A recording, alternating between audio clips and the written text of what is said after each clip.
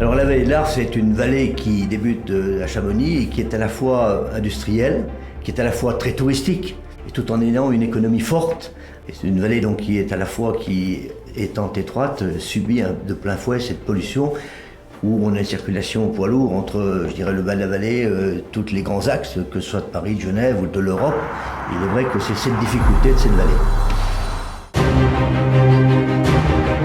Si dans le débat, loin des caricatures, on arrive pied à pied, pas à pas, brique à brique, Monsieur le Président, à y arriver, eh bien nous aurons pas peu contribué à faire progresser le débat.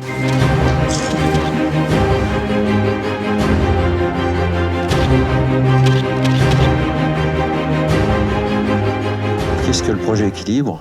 C'est une initiative de transporteurs routiers de marchandises qui ont pour objectif principal et une véritable volonté de poursuivre leur activité. On a un problème de rentabilité qu'il faut améliorer et on est aussi conscient de devoir réduire notre impact écologique. On a bien évidemment depuis le début un appui très très puissant de l'ADEME qui est présent quotidiennement à nos côtés et nous aide véritablement à avancer.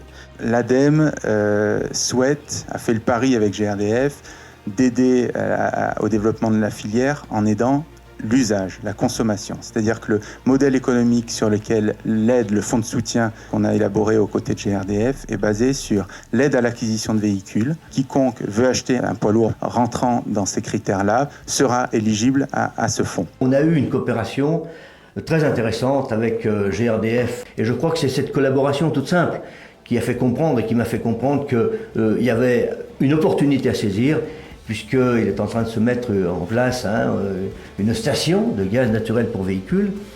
C'est un bien public, un bien de santé publique. Nous sommes qu'au début de cette transition énergétique dont on parle tant, et je crois que le gaz peut en être un acteur principal.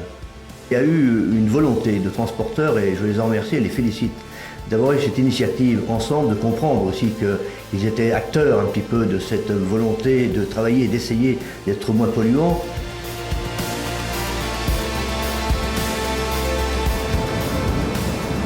La solution commence à devenir mature, mais je pense qu'il y a une bonne partie du chemin qui est fait.